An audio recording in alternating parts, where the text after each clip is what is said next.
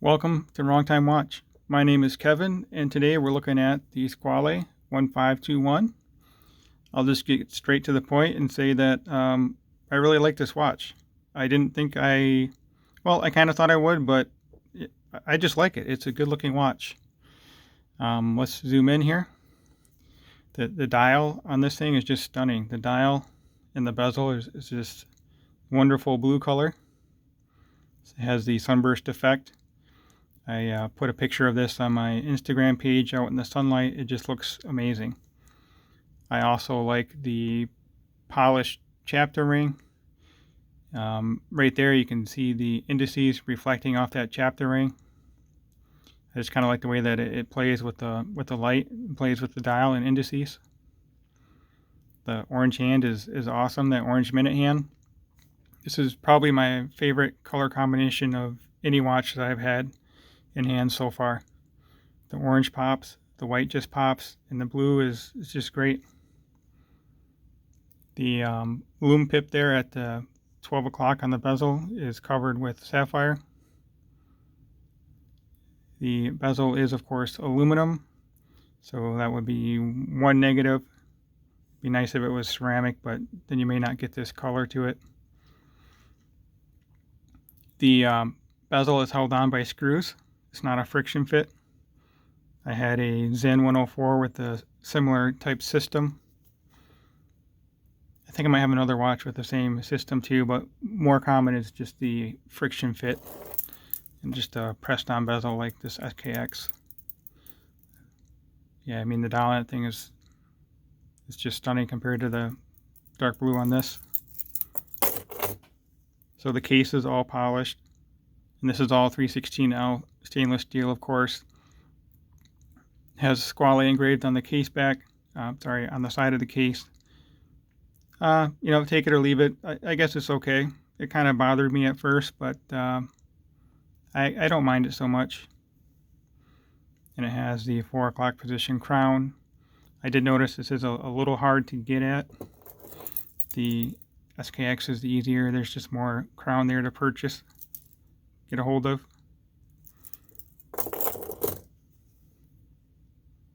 But yeah, I wish I could have picked this watch up, but David, the new owner, was kind enough to let me borrow this for a little bit, so I really appreciate that. Now here's the case back. Obviously, it's not display. Let's see if I can read what it says on there. Squale. Well, I guess you guys can read that. I'm having a hard time with the angle of the camera here. It'd help if I had it right side up too, wouldn't it?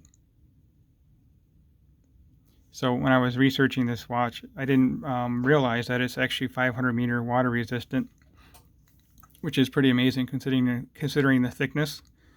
I measured the thickness on this at 13 millimeter thick, which again is the same thickness as the SKX, but the SKX is 200 meter water resistant.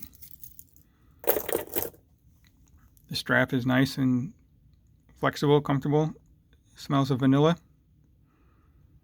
So the lume on this is Swiss Super Luminova. I'll do a comparison to that SKX at the end of the video here. It does have the Swiss ETA movement, the 2824-2.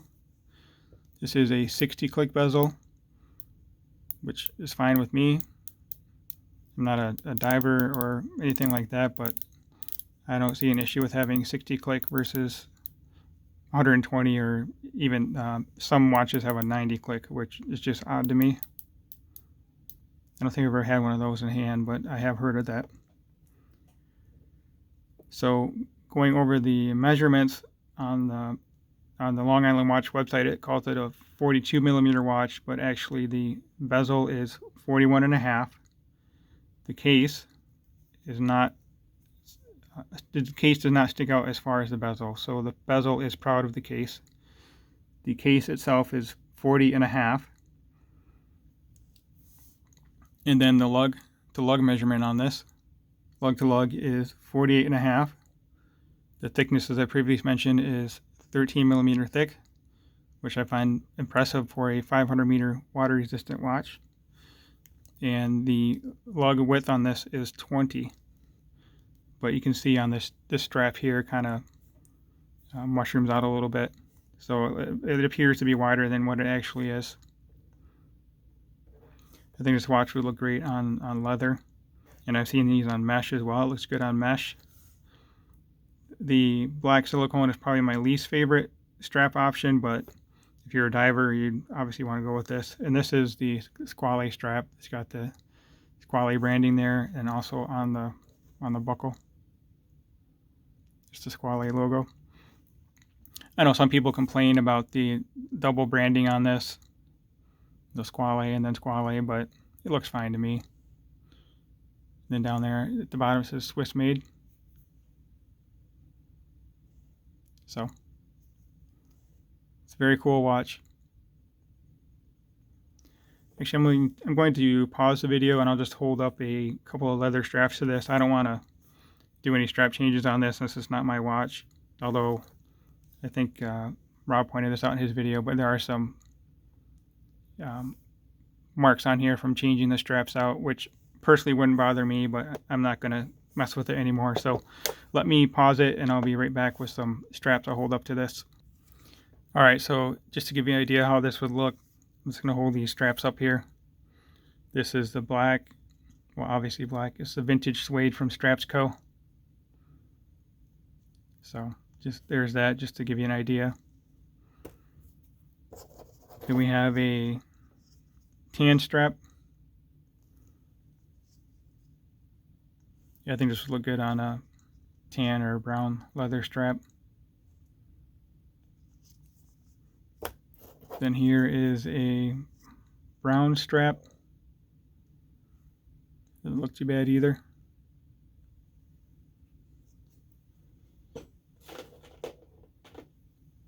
Yeah, I think I have an orange strap too, which I think will look pretty good, but that's for 22. So anyway, let's get this on wrist.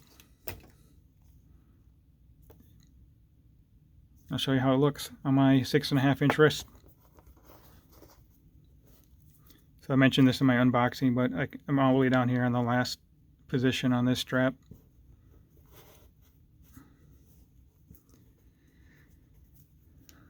And then also I noticed this when I put it on for the Instagram picture, I can't pull this keeper up far enough to keep the tail down.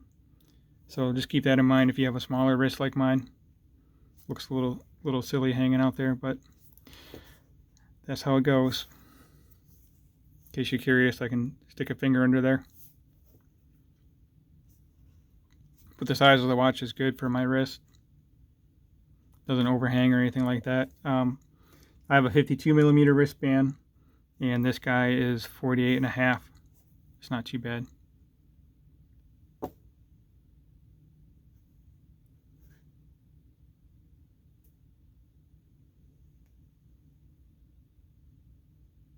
And actually with that engraving on the case back, you wouldn't really, it's not like you're going to notice it all that much anyway, having it on wrist.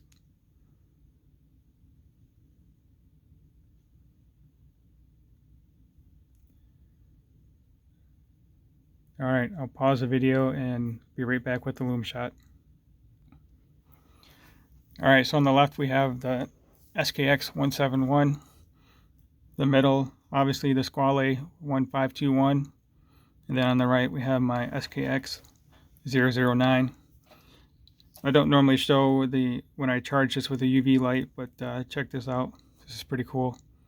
The minute hand on that Squale just glows. It looks absolutely like radioactive. So let me just charge these both again. It looks even better by eye. It's got a weird glow to it. So anyway, there we go. Right now by eye, the Squale Lume is, I would say, is on par with the Seikos. The hands actually look a little brighter on the Squale. Not sure how long it will last, but Lume is kind of low on my priority list when I purchase the watch anyway. So as always, thank you for watching. If you're not subscribed, please do so. If you could like the video and comment, I would appreciate it. Talk to you soon.